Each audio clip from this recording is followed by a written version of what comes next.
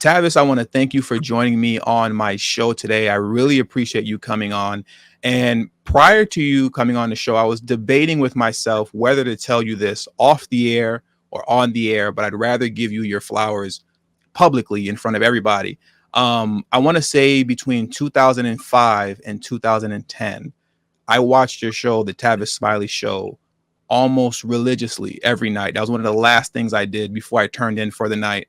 I used to also just religiously, I that's the only way I can explain it, would look forward to every year your State of Black Union. So, with that being said, had somebody told me in 2005 that fast forward 17 years later in 2022, I'd be interviewing you, there's no way I would have believed that. But here we are. So I thank you for your time and for joining me today. You are kind. I appreciate those beautiful words, Brother Tony. It's my great honor to be on with you. And I don't consider it an interview. I consider it a conversation between two brothers.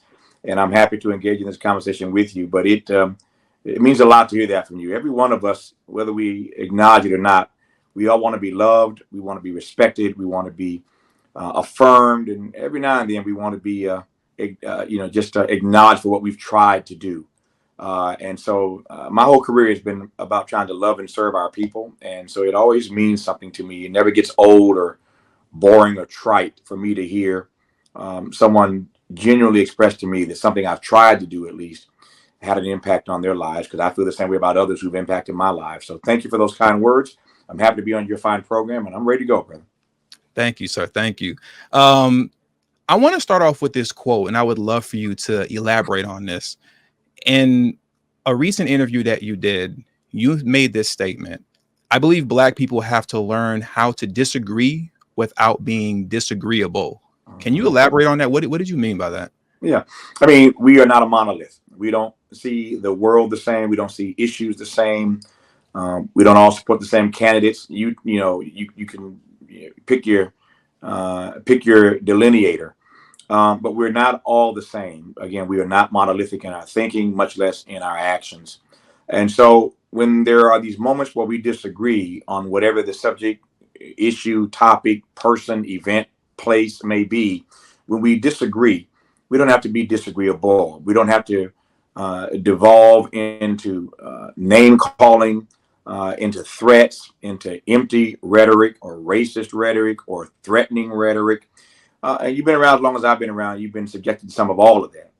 But again, my point is we can disagree without having to behave or act in disagreeable ways. I believe in I believe in civility. And one of the things that's wrong, I think, with our country, with our world, is that there's just too much incivility in the public square, too much incivility online, too much incivility in social media. Everywhere you look, people are just looking to throw down, and it's almost like it's a game of who can be the ugliest, who can be the nastiest, who can be the most vitriolic, who can offend the most, who can hurt the most. And I still believe in that golden rule: you do unto others as you would have them do unto you. Not as Fred Sanford once said, do unto others before they do unto you. That's the Fred Sanford rule. That's not the Tavis Smiley rule. So I just try to treat everybody right. And I think, again, that we can be disagreeable. We can disagree, rather, without having to behave in ugly, disagreeable ways. Now, I want to shift over with the midterm elections coming around really soon.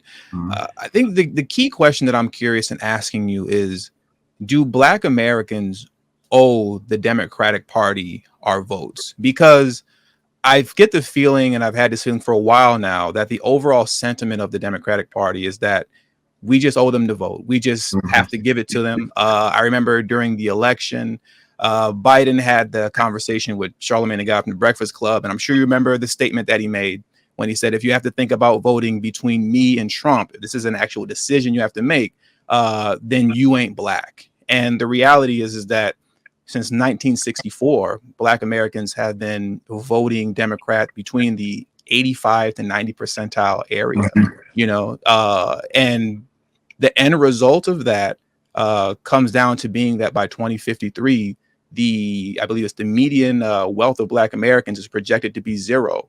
And then by 1965, we're actually going to slide down to being 4th on the population list.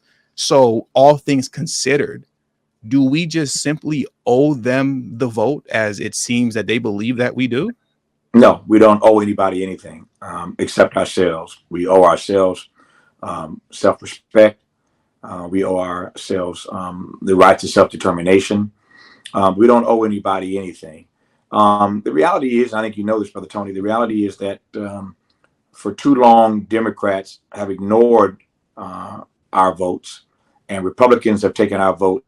Let me rephrase that. For too long, the Republicans have ignored our votes, and Democrats have taken our votes for granted. Ignored by Republicans, taken for granted by Democrats, and nothing about that has changed fundamentally. They tend to know that we're in their back pocket. And so there are ways in which they do represent, I think, some of the best interests of Black America. And there are other ways where they are not nearly as progressive, Democrats, not nearly as progressive as they ought to be on the things that matter to Black people. And every now and again, they actually get caught out there pushing an agenda that I believe is antithetical to the best interest of Black people. So, no, we don't know anyone anything but ourselves. And I think that we have to be always serious and always candid about the things that matter to us. And we have to judge people by where they stand on the issues that matter to us. I was honored some years ago, many years ago now, almost 20 years ago, I was honored to be the person that put together this New York Times #1 best-selling book that you and your viewers have heard about called The Covenant with Black America. This book became a #1 New York Times bestseller, went to #1 and stayed there for weeks. The first Black book by a Black publisher to ever do that. I was on the Tom Joyner Morning Show at the time. We were conducting these annual symposia called A State of the Black Union. And out of that symposia series came this text, this book, Covenant with Black America. And in that book, we laid out the 10 issues of primary concern to Black people and what ought to be done about those issues. That was my way of making sure that in the era of George Bush, this is baby Bush, who had left Black people to die on rooftops in Katrina, I wanted to be clear that by the time we got to the next election cycle, we were going to put our own agenda out. Never again would we be so disregarded, disrespected, disenfranchised, demeaned, demonized, and literally left to die on rooftops in New Orleans. And so I'd had enough. That was the turning point for me. And I'd been obviously engaged in commentary on BET every night, hosting my own show on Tom Joyner and everywhere else during that era. But the book was important for me. We needed to have our own agenda, our own blueprint, our own guidebook for ourselves, first and foremost. Again, what do we owe ourselves? And then secondly, how are we going to hold others accountable to the agenda that best serves our community, ourselves? And so we put that book out. And so I still believe in that formulation. I believe that we have to be clear about advancing an agenda that is in our best interest and holding others accountable to that. But we don't owe anybody anything except to tell you exactly where we stand on the issues that matter to us. Now, speaking of accountability, Mm-hmm. I feel like one of the reasons that we've gotten to the point to where we are, particularly with the relationship between Democrats and Black America, is because large Black media platforms, whether they be Black owned and operated or not, maybe they may just simply be Black serving, Mm-hmm. there seems to be an unwillingness to give honest critique to Democratic Party politicians and to hold their feet to the fire, not simply just honestly, but consistently. Mm-hmm. I personally don't see a lot of that. What's your view on that? I think you're right. But it takes a certain level of courage and conviction and commitment and character, frankly, to go that route. I'm the first to tell you because I've been around long enough to know this and have learned this firsthand at a number of intervals in my 30 plus year now broadcast career, and that is that it ain't easy speaking truth to power. It ain't easy, oftentimes, speaking truth to the powerless. It's not easy to hold people accountable. It's not easy to take the road less traveled. It's not easy to critique Democratic leaders. It's not easy to tell Black people there's a better way. These things require, as I said, courage and conviction and commitment, and you got to be rooted in a character that affirms who you are, no matter how they treat you. I've come to realize over the course of my career that I am entitled, Brother Tony, I'm entitled to a First Amendment right to free speech. I am not entitled to everybody agreeing with everything that Tavis says. I tell folk all the time, my mama don't agree with everything I have to say. BB King had that famous blues song that says, "Nobody loves me but my mama, and she might be jiving too." So even your mama sometimes might be jiving. You might not be on the same page with your mama, who brought you into the world and ostensibly loves you dearly. Uh, so at the end of the day, it just takes a lot of courage to stand in your truth. My mission has always been to seek the truth, to speak the truth, to stand on the truth, and to stay with the truth. For me, life is always and never about anything other than a search for truth. It's always about a search for truth. But when you know that truth, there's an obligation to share, to tell the truth that you do know. Not that you have a monopoly on the truth, but you tell the truth that you do know. I believe that each of us is called upon to say what we see. You got to have the courage to say what you see. But that's not always easy when you start getting pushback. And so what happens is that people start getting pushback and they shrink from the moment. They acquiesce in the moment. Sometimes they do a U-turn in the moment because it's hard. But that pressure comes at you, and people start calling you names and threatening you, and going on social media and saying every nasty, vitriolic thing they can imagine about you. That kind of pushback, it hurts.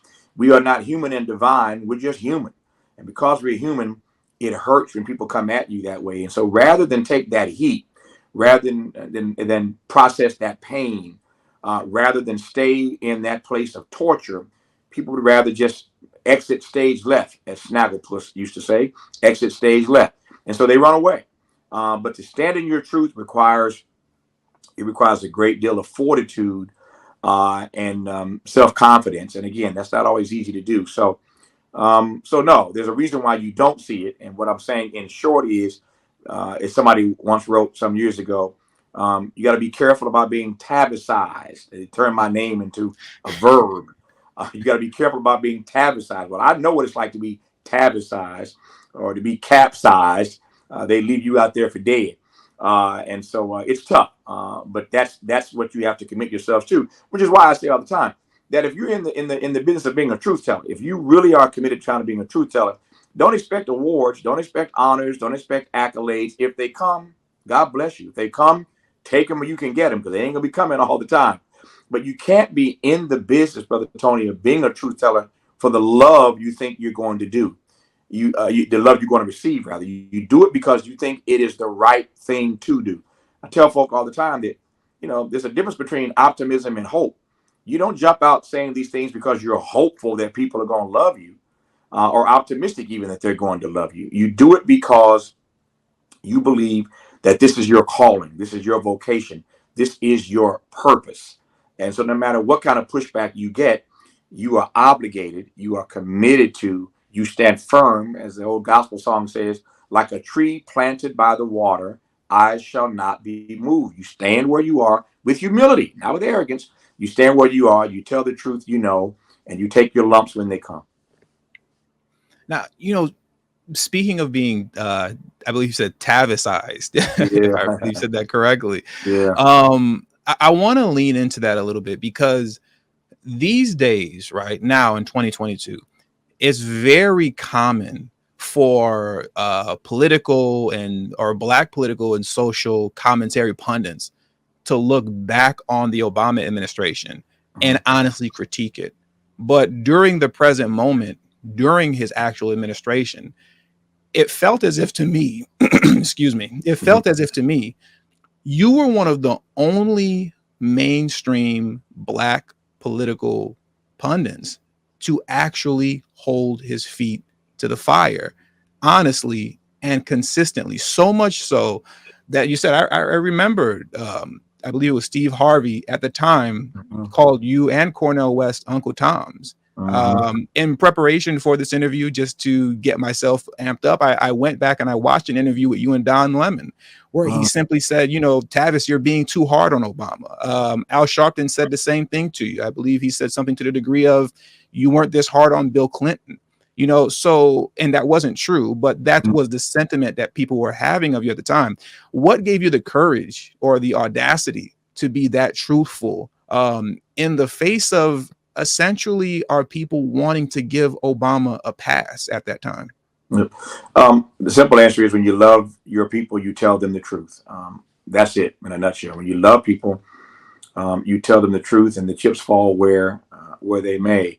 At the end of the day, as I've said many times, I voted for Barack Obama twice, like everybody else I know. If you think I voted for Mitt Romney and Paul Ryan over Barack Obama, then you're stuck on stupid. If you think I voted for John McCain and Sarah Palin over Barack Obama, then you're doubly stuck on stupid. um, that's just not the way I roll. So I voted for him twice, and because I voted for him twice, I have every right, as everyone else has the right, to hold him and any other president accountable. And so for me, Brother Tony, I laugh when I get reminded of these years. I laugh now. These are difficult years to navigate, but it's kind of funny because, in retrospect, to your point, everybody now wants to write a book. Everybody has a critique of the Obama administration now. Everybody Mm-hmm. wants to say something now, but nobody wanted to say anything then in real time. And I get it. He's the first black president. Nobody, again, wants to get tabicized. And so you sort of stay out of that lane. And the Obama people were intent in making an example out of me, so as to discourage others from raising these kinds of critical questions. And again, I don't, you know, I don't hate Barack Obama. I never hated Barack Obama. As I said, I voted for him twice. But my mantra was pretty simple. And Dr. Weston, who you referenced earlier, my dear brother, had the same mantra. In three words, very simply: respect, protect, correct. Respect, protect, correct. We respect you as our brother. We respect you as the President of the United States. We will protect you from vicious attacks and white supremacist attacks that are rooted in nothing but evil and ugly. And certainly Barack Obama had his share of that. What's fascinating for me is that nobody ever goes and pulls all the clips of all the times I appeared on Meet the Press or Face the Nation and Fox News repeatedly defending Barack Obama during that 8-year period. Those clips are just as readily available as the ones um, that people like to point to all the time, where I would critique the Obama administration. But nobody wants to pull the clips of all the times I appeared protecting and defending the president from, again, these white supremacist attacks, which were leveled at him in a way that no other president has ever had to endure. So it's about respect, it's about protect, and it's about correct. So when you're wrong, I'm going to correct you because I love black people. And I want you to push an agenda that is in their best interest, not an agenda that is antithetical to their aspirations. So respect, protect, correct. That was my mantra then, but that's my mantra now. It's been that way with every president that I've covered in my career. And to your point about Reverend Sharpton suggesting in that article that I wasn't that hard on Bill Clinton, it's absolutely not true. I can tell you right now, and I will, two or three things that I went in on Bill Clinton about. Bill Clinton and I are friends, and we talked about these things then and since then. But he was wrong on affirmative action. We have a Supreme Court now that's about to hear a couple of cases, as you know, on affirmative action. A case out of Harvard and a case out of the University of North Carolina. And sadly, don't hold your breath on it. They're about to end this Supreme Court, which is taking America backwards rather than forward. This country, at our best, Brother Tony, has always been about expanding rights for everyday people, not shrinking rights for everyday people. But this Supreme Court is taking us backwards in a variety of ways and fast. And so they're about to get these two affirmative action cases, and they're going to end affirmative action as we know it. Bill Clinton famously said years ago, "Mend it, don't end it." But he wasn't as aggressive and as progressive as he should have been even then, protecting affirmative action. He passed a welfare bill that I thought was criminal. And I parted ways with Bill Clinton publicly on Tom Joyner on BET. Go find the footage, it's there. On the welfare issue. On the crime bill, he signed a crime bill that codified into law that you had to get caught with 100 times as much powder versus crack cocaine to get the same sentence. You had to get caught with 100 times, 100 times more powder cocaine than crack to get the same sentence. That law was racist when it was written, and you know why? Because cocaine is used in the sweets, crack is used in the streets, and we know what that distinction looks like. And so, on the welfare bill, on the crime bill, on affirmative action, there were a number of things that Bill Clinton, frankly, got wrong during his presidency, and regularly on the Tom Joyner Morning Show and regularly on BT at the time, I would take him to task for that and appeared on other network shows, the Sunday morning news shows, Meet the Press, Face the Nation. This week, I was fortunate to get invited to all of these things, have been in my career. And so I challenged the president then. So again, whether it's Bill Clinton or Donald Trump or, Daddy Bush, Baby Bush, Ronald Reagan, Barack Obama, I mean, turn on my program now on KBLA Talk 1580 and listen to my Joe Biden critique. I mean, he's not as progressive as he ought to be. He's done a great things symbolically for Black people. Symbolism matters, but substance matters more. So I've got a Joe Biden critique. So anybody suggesting that I was harder on Obama than anybody else really just doesn't know my career, my work, and my witness. Now, from Obama, then comes in Trump, right? Mm-hmm. How do you measure up Black Americans and how they fared between the two? Did Black Americans fare any better under Trump than they did under Obama? Because I know statistically speaking, as far as data is concerned, under Obama, there was regression on pretty much all fronts. And that's that's irrefutable. That's right. So how did we fare, in your opinion, under Trump? And is it even fair to compare the two? Yeah. Well, as you know, these economies of scale ebb and flow. And the reality is that whether the current president did anything to deserve it or not, if it happens on your watch, you get the credit. Just as if it happens on your watch, you catch the hail. So in some ways, there were some things that happened in the Trump era that he got the credit for. He had absolutely nothing to do with. But again, these things ebb and flow. And so sometimes being president is about just timing. Were you there at the right time or at the wrong time? Barack Obama became president at a time when the economy was sinking, when the economy was crashing. So let me be clear. Some of this is not his responsibility. It's not his fault, so to speak, even though, again, as president, you get the credit, but you get the blame. But it is true that during the Obama era, again, as you said, the data is irrefutable, incontrovertible, unassailable, pick your word. But the facts are these: that Black people lost ground in every single leading economic indicator category, every one of them, during the Obama era. And I believe in part that happened because there wasn't the kind of focus that there should have been on the kinds of policies that would lift Black people. Barack Obama embraced the same economic mantra of Ronald Reagan. Barack Obama said this publicly. He believed, as Reagan did, that a rising tide lifts all boats. Well, that's true if you got a boat, but if you're in a dinghy, or you're in an inner tube, it's a little bit different than a multi-million-dollar yacht that the rich and the lucky have as part of their holdings. And so this notion of a rising tide lifts all boats, I don't buy that. And frankly, if the tide comes up too fast, you get drowned by the tide. It's going up, but you get drowned by the tide.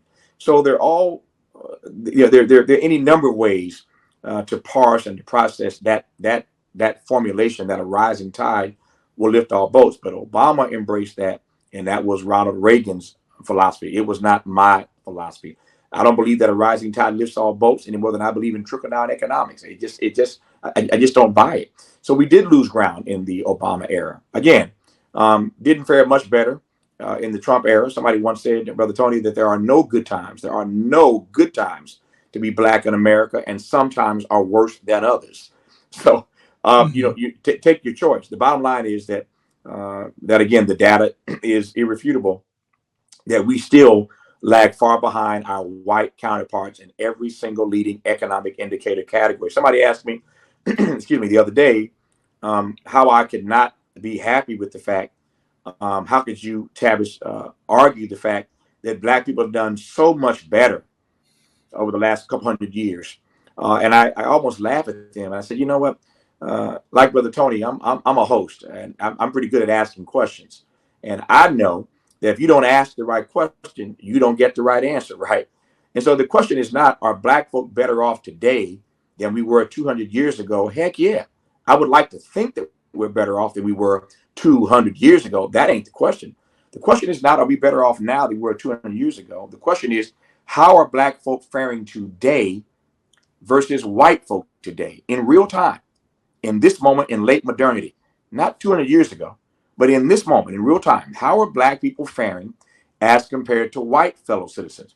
And the answer is the following: that Black people still earn, roughly speaking, 3/5 of what white folk earn, which means, Brother Tony, that economically speaking, we are still 3/5 of a person.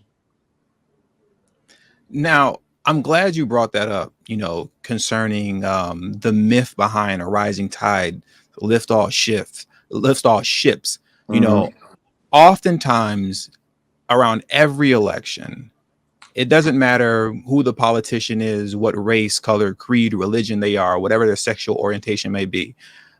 When it comes to the LGBTQ community, they can tell you exactly what they're going to do for them. Mm-hmm. When it comes to the Jewish community, they can tell you exactly what they're going to do for them. When it comes to the Hispanic community by way of immigration, they can tell you exactly what they're going to do for them. When it comes to Black Americans, all of a sudden, it's not that easy anymore. All Mm-hmm. of a sudden, we get shuffled into the people of color, minority, and marginalized group category, Mm-hmm. which essentially is its own version of a rising tides lift all ships for all so-called people of color. Mm-hmm. Why, for as long as you've been around, why do you think that these politicians, when I say these politicians, I'm specifically talking about the Democratic Party, Mm-hmm. um, what is it with them that there's almost a refusal to do something specific for Black Americans? Yeah, it's a powerful, powerful question, brother. A couple answers. Number one, the Democratic Party has a huge and broad base. They're the umbrella party, and that on demand means that there are always going to be these difficulties trying to navigate that party forward because there's so many different interests that they're trying to placate. As I said before, I think Black people end up being taken for granted too often by the Democratic Party. But even Democrats want to advance this notion of race neutral policies to the extent they can. You recall Barack Obama saying multiple times as president, I ain't the president of Black America. I'm the president of all America. I hated that comment. No, brother, you were the president of Black America and the president of all America. And by the way, Black folk are Americans. So you are our president. And you ought to have concern and care and empathy for our situation. These racial disparities in education and housing and earnings and the like ought to matter to you. So you are the president of Black America and you're the president of America. I didn't like that sort of two step. And Black people gave him cover oftentimes when he made that comment. I didn't like that. And I still don't like it. It's as if our concerns, our grievances, no matter how legitimate they are, don't really matter. That's number one. Number two, there are ways to help Black people without having to put their name at the top of the bill. You don't have to be so specific, but you can direct money toward cities versus states where we know Black people live. Almost 90% of Black people, 88 point something percent of us live in the top 10 cities in this country. Yeah, some of us live in the rural areas of this country, but most of us live in the 10 major cities in this country. So that when you pass a law, you pass a bill that's got a bunch of money in it. One of the mistakes the Obama people made when Rahm Emanuel was chief of staff, former mayor of Chicago, they sent the money to the states with a bunch of Republican governors. Well, guess what? That money never trickled down to the cities. That money should have been sent to cities, not to states. So the delivery module that they used to get the money to Black people, a mistake was made in that regard. So there's another reason why, another way around, I should say, the fact that we don't get the resources that we need. But here's the real point. if you, Brother Tony, were in a car accident and you were um, maimed up pretty badly, and you had some scratches on your arms, maybe a gash on your leg, but there was a hole, a puncture in your head, they would not at the hospital start putting band-aids on the scratches on your arms. You take my point, obviously. I think it's pretty simple that on the body after this accident, the things that are most um, damaging and damning have to be addressed first. So take race out of the equation. Let's just look at it this way. Let's start addressing the issues that are prevalent in the communities that are being hurt the most, that are experiencing and enduring the most pain, that are being left out of the American dream. It's the difference, as you well know, between equality and equity. Everybody in America wants to talk about equality, and not everybody, I'm lying, not enough of us actually, but people want to talk about equality, Brother Tony, but they don't want to talk about equity. And that's the real problem. Even the Democratic Party doesn't want to talk about equity. They want to talk about equality. Equity means you go to the parts of this country that are hurt the most, where there's the greatest need, and you start there.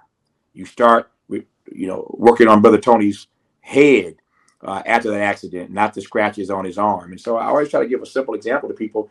That's the problem with this country. That's the problem with the Democratic Party, quite frankly. And I'm a registered Democrat. That don't stop me from critiquing my party. That's the problem, that we don't prioritize the people. We don't prioritize the pain that ought to be prioritized. And so, the definition of insanity, you keep doing the same thing the same old way, you're going to keep getting the same result. And that's why there have to be truth tellers who are willing to hold Democrats, Republicans, and everybody else accountable in this country. Now, I want to go back a little bit because, touching back on your covenant with Black America, I believe that book came out in 2006, right? Sounds about right. Yeah. Now, you fast forward to 2020, in comes Ice Cube with his contract with Black America. It's very, there has some similarities there between the two of them. He caught a lot of flack for having the audacity to say that, Black America, our votes aren't just going straight to the Democratic Party. They shouldn't. Our issues are bipartisan. And I want to take this contract with Black America and I want to give this to both of you guys. And based on who says what and how things go, then we should make our decision off that. Because the Trump administration looked at it and then formulated their platinum plan based off it, he caught a lot of what I felt was unnecessary flack, especially in the face of the fact that when he presented it to Biden and Harris, essentially they just shoot him off and said, oh, well, we'll get back to you later if we win.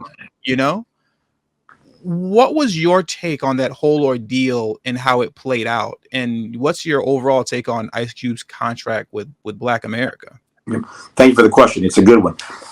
So I talked to Q about this, and I expressed to him the sentiment you just expressed, that I thought that people were pretty tough on Q.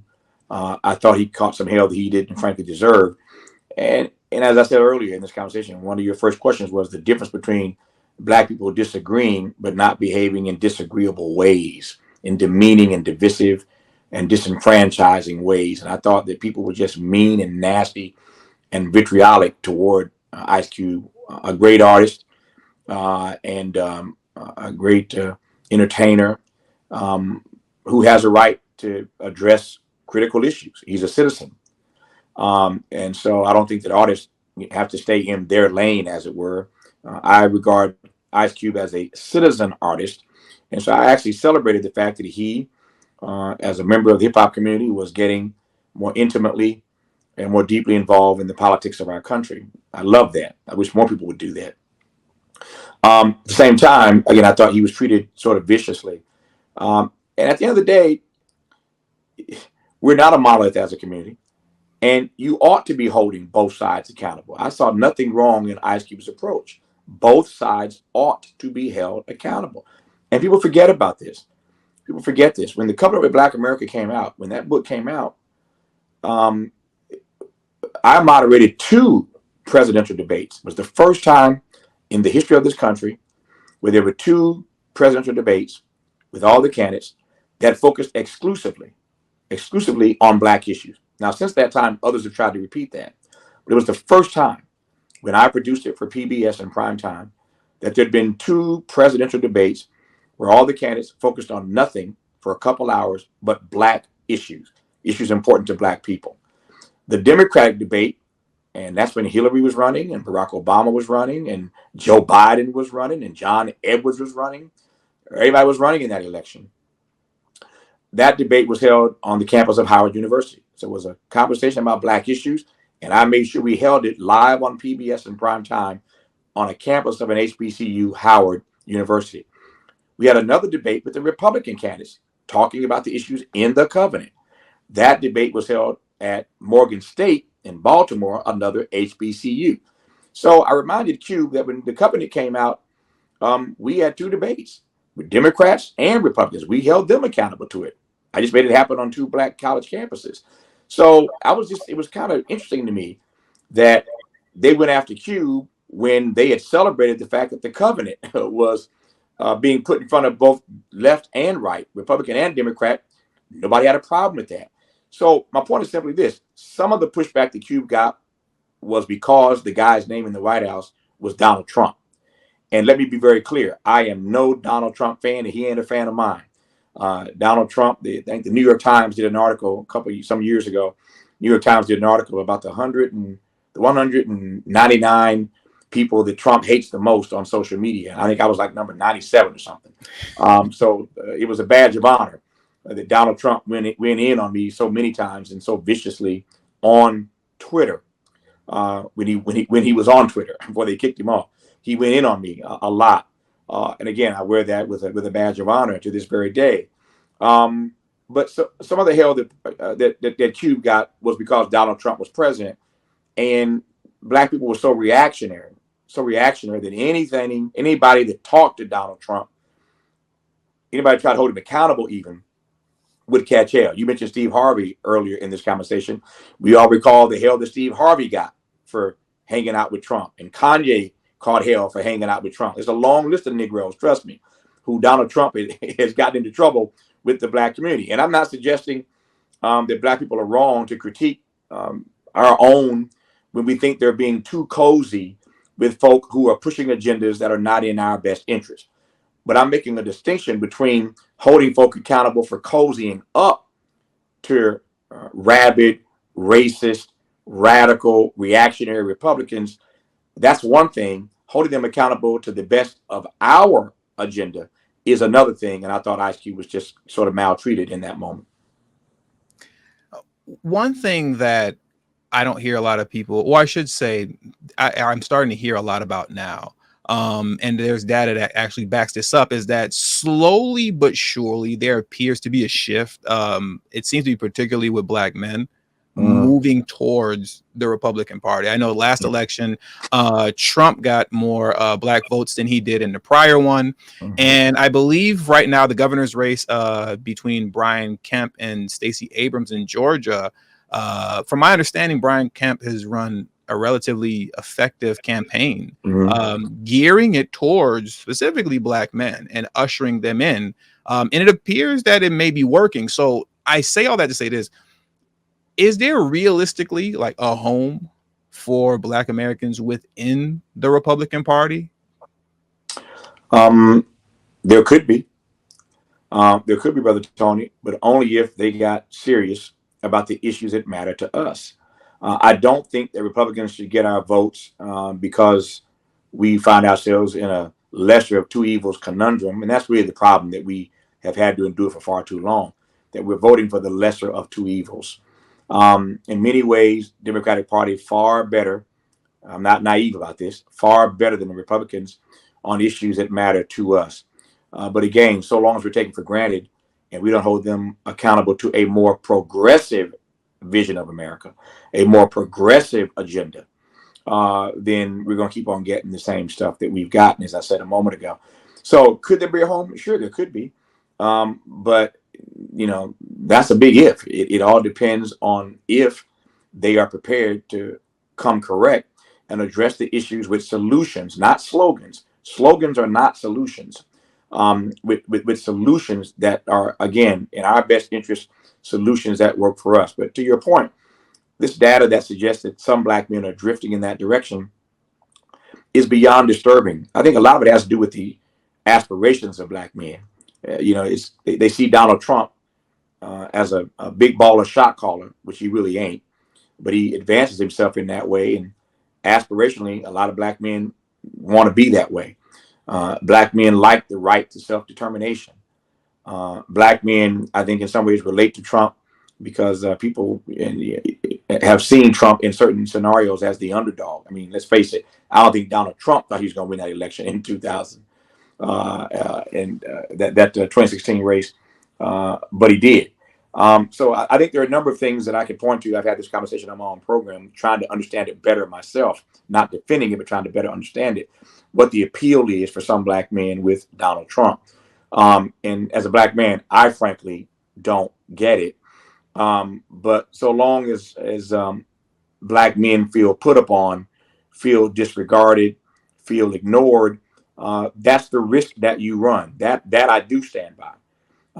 The Democratic Party will continue to run this risk of alienating not just certain black men, but voters, period, so long as they take those persons for granted and think that they're just automatically going to be there. I mean, there's a great conversation to be had. I've had it on my program, a few times on KBLA, and that is what happens when the country, whether Tony, becomes a majority minority country. As you well know, we're just some years away when, for the first time in this country's history, the majority of America collectively will be people of color, and white folk, for the first time ever, will be outnumbered. Democrats believe that data automatically, on demand, plays in their favor. I don't buy that. I don't think Democrats can make the assumption that just because the country is majority minority, that they win everything. Top ballot, down ballot. You are, if you believe that and you're a Democratic leader, I would advise you do one thing: put down the crack pipe. Put the crack pipe down, man. You cannot make the assumption that just because the country is becoming more colorful, that automatically means that the Democrats are going to be running everything everywhere. That's the kind of arrogance. That's the kind of hubris I think we have to guard against. I know we're running a little against the wall on time, so just two more quick questions. Sure. One very specific one that I've been wanting to ask and wanting your opinion on. To this day, there has yet to be, a true indeed Black American, or what Dr. Claude Anderson would call a native Black American, who was president of the United States or vice president. When you look at Barack Obama is, I believe, half Kenyan and half white, who grew up the first half of his life in Indonesia, the second half of his life in Hawaii. But we celebrate him as the first Black president. Okay, that's fine. Now we come to Kamala Harris, who is half Jamaican and half Indian, who spent a portion of her first half of her childhood in Oakland. Then the rest of her childhood was spent in Canada. Does it mean something? Because to me, I believe that it would actually truly mean something for the United States of America to actually have a president of the United States whose lineage actually comes from the plantation fields of America. What's your take on that? Do you think that actually means something? Because to me, that means something. Someone who's actually a descendant of American slavery becoming president of the United States. It means a great deal to me as well.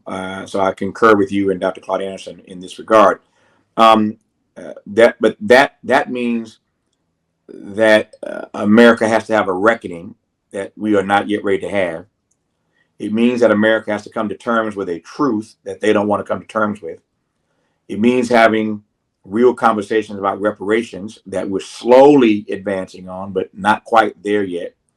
It's like Luther Vandross's curl back in the 80s. It ain't quite curling just yet. But we're making progress in that regard, Brother Tony. So I just think that these are conversations that America is really not yet ready to have. And my point is this: If we're not yet ready to have these conversations, then when do we get to a point where we can elect someone with, the lineage that you just laid out? Let me put it another way. If Barack Obama,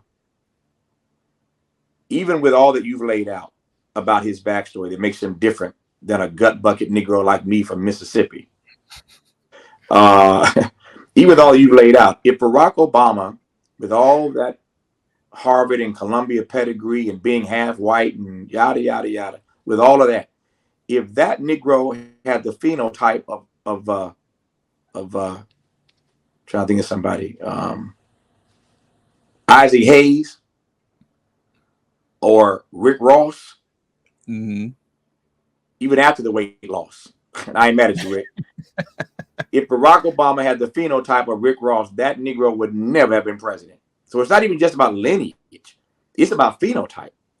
America ain't ready for that. So Mm. Barack Obama, is a very different sort of presentation than Rick Ross or Isaac Hayes. Barack Obama is a very different presentation than Jesse Jackson.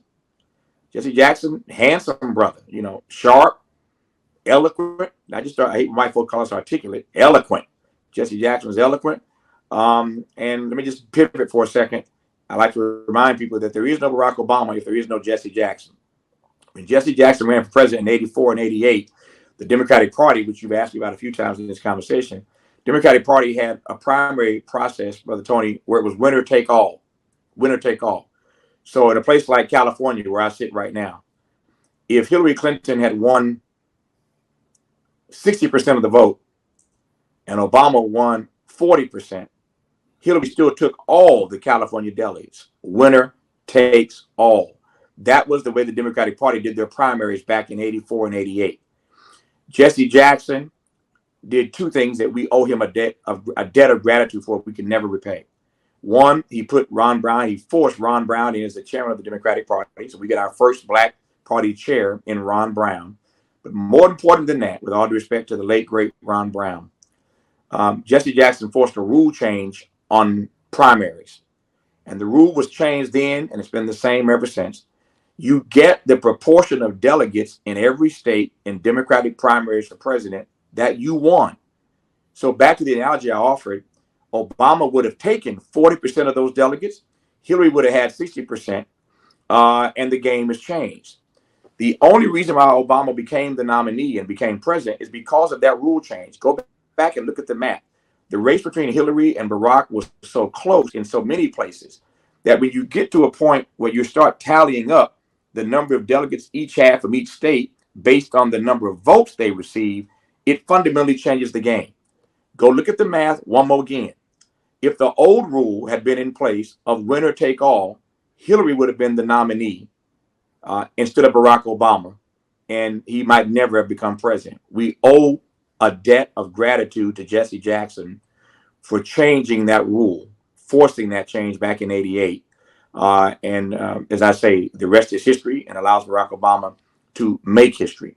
But they weren't ready for this gut bucket Negro from South Carolina named Jesse Jackson, who was telling us I was born in the slum, but the slum wasn't born in me. From the outhouse to the White House, hands that pick cotton will now pick a president. You know about Pennsylvania Avenue, but you don't know about Cheney Street. Oh, I know Jesse's lines, Brother Tony. I was there working with Jesse in 84 and 88, and those lines just keep coming back to me. My favorite Jesse Jackson line, Jesse said, I'd rather have, what he said, I'd rather have Roosevelt in a wheelchair than Reagan on a horse. I'd rather have Roosevelt in a wheelchair than Reagan on a horse. But they weren't ready for this gut bucket Negro named Jesse Louis Jackson from South Carolina. So yes, that lineage matters, but phenotype matters. All of this stuff matters. So we'll see down the road if and when America is ready for that. But would it make a difference? Absolutely. Absolutely. It'd be empowering in ways that I don't think we even understand. Ooh, I wish we had more time to dive into that some more. There's so much to unpack surrounding that one particular question that I asked you. Yeah. I'll say this finally, or I should say in closing, and then Yeah. I'll let you get back to your day. I think that one of the most important things that we can do in terms of like just really repairing all the things within Black America that needs to be repaired. Mhm. One of the key things that we could be doing, and that you've already started to do, is owning our own media outlets. The fight for our minds is Yeah. probably the biggest battle that there is out here, is the fight for our minds. So with that, for those of us who have that aspiration, who see that as being one of the paths that we need to go down in acquiring true independent media, what were some of the challenges that you came across as you were purchasing KBLA Talk 1580, and kind of what are some of the issues that you might be having now keeping it? Yeah. That's a great question. I'm happy to answer it, but I'm still stuck on your frame, on your formulation, which I love. That the great fight is to fight for our minds. I'm going to steal that one. It's a great line. Just so you know, my policy on theft. Two things. Number one, somebody once said that the great ones steal, the mediocre borrow. So I'm a great one. So I ain't gonna borrow. I'm just gonna steal it. The great ones steal, the mediocre borrow. But my further philosophy is that the first time I use that line, Brother Tony, you'll be happy to know, the first time I use the line that I just stole from you, I will give you attribution. The first time I use it, I will say, I heard Brother Tony once say that the great fight is the fight for our minds. The second time I use it, it's going to be something like, I once heard somebody say that the great fight is the fight for our minds. And the third time I use it, it's going to be something like, as I always say, the great fight is the fight for our minds. So there's a sliding scale there. But I'll give you attribution the first time I use it. All jokes aside, and that really wasn't a joke. I'm serious about that. But to your question, about Black ownership, yeah, Black ownership matters. It always has, but it matters more now than ever before. Black media ownership matters in ways that we don't have time to unpack. Let me just put it this way. Black media ownership matters because there's some questions, Brother Tony, that don't get asked if we don't ask them. There's some issues that don't get raised if we don't raise them. There are some topics that don't get traversed if we don't traverse them. And there are any number of great Americans that come out of our community who are worthy and deserving of being profiled, but they never get profiled if we don't profile them. I think just in the last 15 months, of all the issues that we've covered on KBLA Talk 1580 in the city of LA, where we are flagship and across the country, heard by thousands and thousands all over the country and around the world on our app at KBLA 1580. I think of all the things we've covered in the last 15 months and the ways in which we've covered them that would not be covered were we not here. We're in October right now. We're doing a special series in October called Agenda for America, an African American perspective. Every Thursday for 2 hours in the month of October, we're conducting these conversations called Agenda for America, kind of like what I did for State of Black Union years ago. But every Thursday, it's a different conversation. Our first conversation was a 2 hour conversation with an all-star panel of Black women called the State of Black Women in America. This week, it's the state of Black youth in America. Next Thursday, it's the state of Black men in America. The final week is Why We Can't Wait, the urgency of now. I'll be moderating that big panel at the end. My point is that we're not just a talk station, and we're proud to be a Black owned and Black operated station, but I'm back to doing what I've always done, which is to provide and produce content. So those conversations are being produced by KBLA, but they're being broadcast on stations all across the country. I gave that content for free to these Black stations. I gave the rights to publish the Covenant of Black America to a Black-owned publishing company on the south side of Chicago run by Hakeem Adabudi called Third World Press. I own the copyright on the Covenant, but I let this Black publishing company publish it. Why? Trying to spread the wealth around, trying to spread the joy, trying to spread the opportunity, trying to support Black-owned business. And so, again, there's a role that we play that just doesn't get played if we aren't here. So I encourage people, it ain't easy, but I encourage people to try to own something Black. Try to own your content. For years, I've owned my content. Prince, as you know, the late, great artist Prince was a dear friend of mine, and I traveled the world with Prince. We talked sometimes, every day over the course of our 20-plus year friendship. And Prince was always saying to me early on, Brother Tony, Brother Tavis, you got to own your content. You have to own your content. And there's a reason why Prince had the word slave, carved into his beard that he wore for a while, because Prince felt like he was a slave to Warner Brothers because he did not own his masters. I was just talking this morning. Anita Baker, after a 30-year fight, Anita Baker finally got back her masters. And so there are people fighting for the right to self-determination, the right to ownership, the right to define and to declare their own destiny.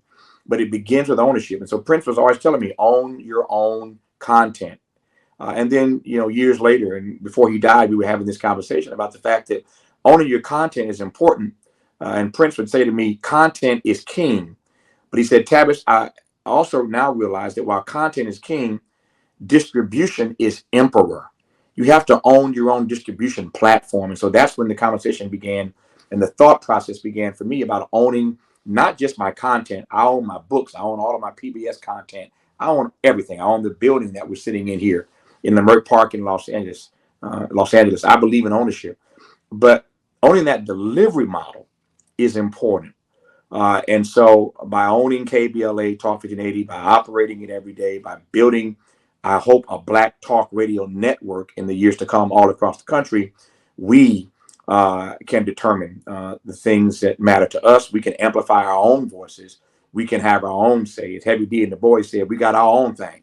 And we ought to use that own thing, again, to address the issues that matter most to us. So it's a long way of saying that Black ownership matters. It matters now more than ever before. For those who are scared to get in, the water's warm, come on in. It ain't going to be easy.